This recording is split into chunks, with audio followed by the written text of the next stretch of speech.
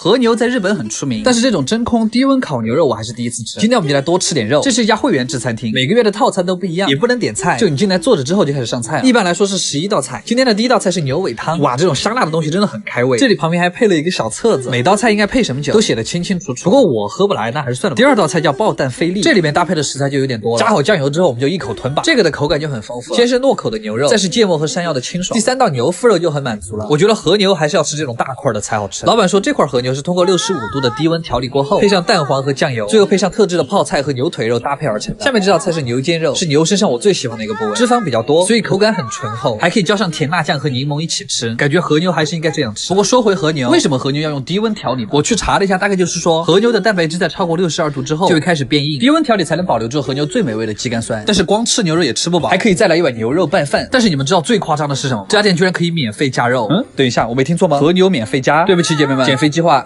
暂时搁置一下吧。最后的最后还有一份香草柠檬冰淇淋，这样的和牛你会来吃吗？嘎玩意儿！我们也算是奇迹般的预约到了这家居酒屋。这家店为什么这么难约呢？杀死比尔这部电影大家应该都知道，里面的很多名场面就是在这家店拍摄的。找到这家店也要多亏了 NONO。这家居酒屋的结构超级复杂，这里总共有3楼，楼上是各种各样的包间。这么一说还真有点像《鬼灭之刃》里面的无限城。我记得当时电影里面比尔就是从这里打，然后打到了外面，最后在1楼打败了 BOSS。好的，虽然这个地方很传奇，但我们的主要目的还是来填饱肚子的。这是服务员推荐的黑毛和牛串，98块钱一串，我们点了3串，这个亏好像吃的有点大。等我回过神来，我们又点了满满的一桌。那这种时候我们应该怎么办呢？吃呗。这家店吃下来，我比较推荐的菜品是杏鲍菇和鸡肝，然后是鸡皮和肥牛芦笋，肥牛都是先炸过一遍再裹上去的，鸡胗和鸡翅特别香。我最喜欢的其实是这个香菇肉丸，这种做法我还是第一次吃，烤香菇加上鸡肉丸子的味道真的太神仙了。吃完这么多烤串，最后再来一碗糯糯的玉米丸子。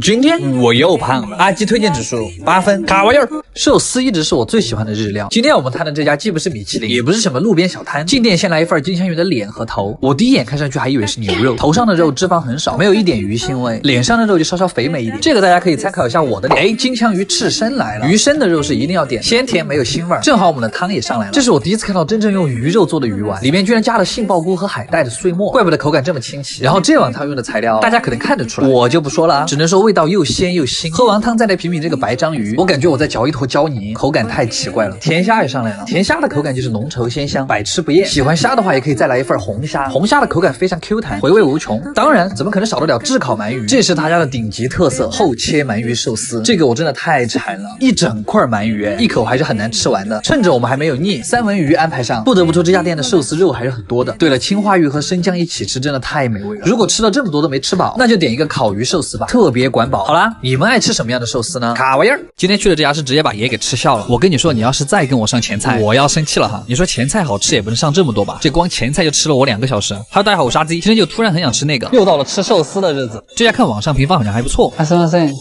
2名です。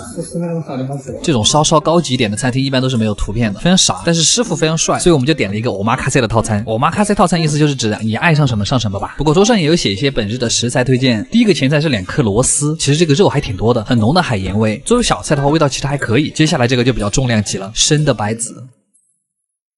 我其实是有一点不敢吃的，视觉上面过于震撼。主要是这个它还是生的白子，生白子。就是那个胆固醇的味儿特别重，但是有一说一，它是好吃的，一点点鸡肾的味道，再伴着一点酱料的酸甜，其实我还挺推荐的。接着还是一份长相十分震撼的菜，海胆章鱼丝，就是把海胆炸成酱之后，和生切的章鱼丝混在一块儿，其实就是海胆的味道，还不如直接给我上一份海胆。然后这个是我今天非常非常喜欢的一道菜，甲鱼汤，它端上来特别的香，就那个甲鱼的油都在泛光，而且肉也不少，味道还特别的浓郁，甲鱼皮也还是很 Q 弹的那种。这个菜可以说是今天的极品了。接下来是刺身，一共是6种海鲜，然后里面的这个是紫苏叶的宝宝，吃法的话就是紫苏叶卷一点肉，然后再加一点萝卜丝儿和这个种子，卷起来一口吃的话口感会很丰富。甜虾就是越吃越饿，鲷鱼和金枪鱼就不用说了，厚切的真爽。里面我最喜欢的是青花鱼，虽然鱼腥味确实很重，但是吃起来巨香，味道特别大。然后又给我们上了一道组合菜，鲍鱼刺身加鳗鱼烧。鲍鱼的话可以蘸一点这个鳗鱼的干，是一种苦茶的香味儿。鳗鱼是烤了之后凉拌的，这个倒不是重点，它下面那个黄瓜引起了我的注意，手工真的可以把黄瓜切成这个样子吗？吃完这个又是一份汤，这个真的是一家寿司店吗？而且这么小一碗汤还重新配了餐具，实属有点夸张了。不过他家汤为什么都这么好喝啊？然后是一份西京烧烤鲷鱼，是一种甜口的烤鱼肉，味道香香甜甜，上面涂的那个应该是蜂蜜。接下来你想不到吧？我们还有前菜，我真的要生气了。茶碗蒸蛋里面是一坨很大的蟹肉，2个小时过去了，我们终于吃到了最后一份前菜——海老味增汤。这碗汤下肚之后，我也已经忘了我今天是来吃什么的了。直到服务员端上来一盘寿司，从未这样期待过寿司。这家店的经营理念是不是先让顾客饿2个小时，这样最后的寿司就显得无比的美味？像那个青花鱼寿司，鱼肉已经把米饭完全包裹住了，蘸一丁点酱油，特别过瘾。海胆寿司还是寿司之王啊！阿基推荐指数8分，卡玩意儿。都说成都是一个非常不相信米其林的城市，那我作为一个成都人告诉你，确实哈。我们一般成都人给外地推荐餐厅，都是一些自己觉得比较好吃的苍蝇馆子。在成都吃这些红油锅底的美食，还是要找藏在老社区的那种店，好吃惨了。那一起来试试看吧，就是看它这些可以往里面加的配菜，还可以加鸡肾，很便宜，什么都想往里加。就是但是就在他那个打原汤碟的时候，还是值得说一句，然后我成了整个桌里唯一一个用油碟的人。非常逊，他家这个肥肠真的很软糯，因为它里面留了很多那个脂肪，这个应该是先卤过的。你又觉得它处理得很干净，但是它又有原有的那个味道，你们懂吧？那个猪肚超有嚼劲儿，咬起来感觉像是猪肚上面抹了一层面皮，面面的口感。再端着一盘成都蛋炒饭往嘴巴里面刨，真的好安逸。蛋炒饭是那种焦香的，只要米饭粒粒分明就可以。我第一次在火锅里面吃到鸡肾，它给我带来的冲击就是不亚于提灯，就是爆浆的胆固醇。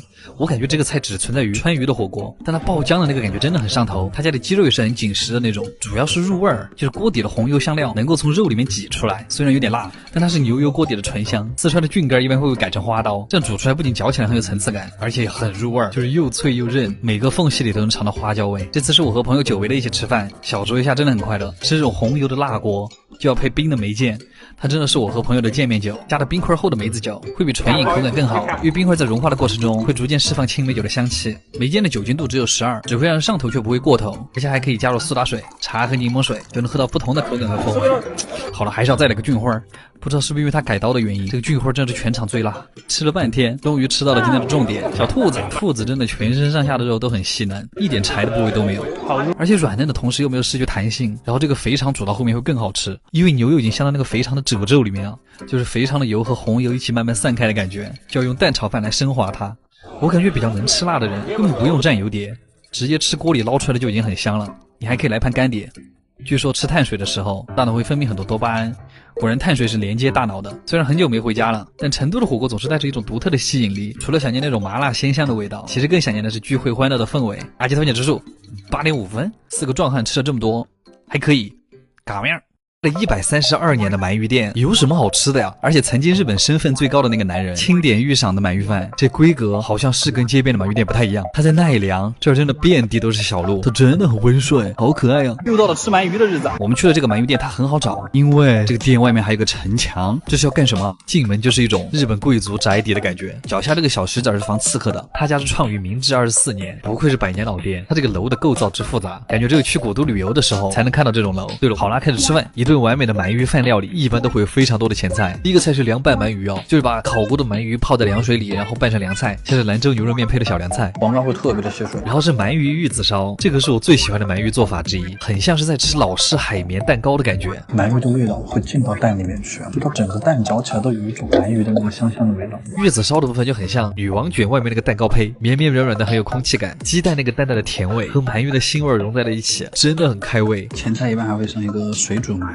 就是最没有味道的鳗鱼，它能吃到鳗鱼本身最新鲜的味道。那我提问了，为什么不吃鳗鱼刺身呢？它这个水煮鳗吃起来很像一坨肥肉，蘸一点132年前的老陈醋，还是要加点紫苏叶。下一个菜是很常见的鳗鱼干，鳗鱼干是鳗鱼的内脏里面最好吃的。鳗鱼干的口感其实很接近鸡心，又滑又弹。第一次吃它可能会觉得有点点苦，嚼块肉里面是那种很细腻的质地，舌头碾碎的时候还会觉得很顺滑，很像鸡的卵巢的那个口感。然后接着是鳗鱼蒸蛋，它这个是不是在比哪家做的更烫啊？它这个蒸蛋里面有一半都是鳗鱼，吃起来像冰豆花一样滑嫩，上面的鳗鱼就很像肉勺，带着一股很浓的鱼肉香。来这儿的鳗鱼蒸蛋一定要单点，单点里面的鳗鱼特别多。他家最早是以红白双拼烤鳗出名的，一般来说是先吃白烧再吃蒲烧，但是其实你要是把两种混着一起吃也很好吃。盐烤的味道会比较清淡，但是鳗鱼肉它本身就有很浓郁的香气，一口下去像是吃了一口很厚的猪油渣，又有点像脆饼。我觉得白烧加酱油会很好吃。吃完这一大堆，就到了今天的重头戏——鳗鱼饭。鳗鱼饭上面那个鳗鱼的做法完全不一样，它是烤了又肉蒸，然后再烤，就是为了保证它那个软糯香甜的口感。那个酱料包裹着鳗鱼，真的是薄薄的一层，像是一层糖衣，真的是恰到好处的甜味。鳗鱼饭一道一大口一大口的吃的，米饭它也是颗颗饱满，就是挖一口肉一起吃，很像是在吃红烧肉盖饭。他们家个特点是酱油味会特别重。还有一个问题就是鳗鱼到底有没有刺儿？它其实是那种很小的软刺儿，再加上烤蒸烤之后，那个骨头基本上就没有存在感了，真的很好吃。但是说真的，现在好的鳗鱼饭店已经不多了，要这种入口即化又肥而不腻的店真的很少，且吃且珍惜。阿基推荐指数8.5分，干面。